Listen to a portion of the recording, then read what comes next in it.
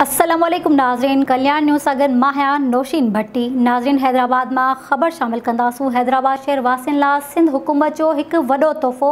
हाणे शहर में घर घर में कचरो खणण जो अमल शुरू कयो वियो आहे। तुर्की की कंपनी एल्ताज Sindh solid waste management board के गॾियल सहकार से हैदराबाद ज़िले और कोटड़ी शहर में घर घर में कचरो खयो वेंदो। हैदराबाद में मुनक़द थियल इब्तिदाई तकरीब के खिताब कंदे सूबाई वज़ीर बल्दियाती सैयद नासिर हुसैन शाह चयो आहे त बिलावल भुट्टो ज़रदारी जी हिदायतन ते असांजो नारो आहे त हाणे थींदो साफ़ हैदराबाद। समूरे सूबे में तरक्याती मनसूबन के मुकम्मल करे सीधो सौ आवाम के फ़ायदो पहुंचाए रहा आहियूं। तकरीब में सूबाई वज़ीर ॼाम खान शोरो, सेनेटर मौला बख्श चांडो, तारिक शाह ॼामोट, फरीन बुगल, शर्जीन इनाम मेमण, आजिज़ धामरा, जब्बार खान सगीर कुरैशी, काशिफ शोरो खुसूसन तौर ते शिरकत कई। उन मौके ते तुर्की जी कंपनी तरफा कचरे खणण में इस्तेमाल थींदड़ गाड़ियों औजार तोड़े अमलो नुमाइश तौर गड करे ॾेखारियो वियो। हैदराबाद जे शहरनि, सिविल सोसाइटी ऐं सहाफ़िन सिंध हुकूमत जे अहिड़े बहितरीन कम जी वाखाण कई आहे।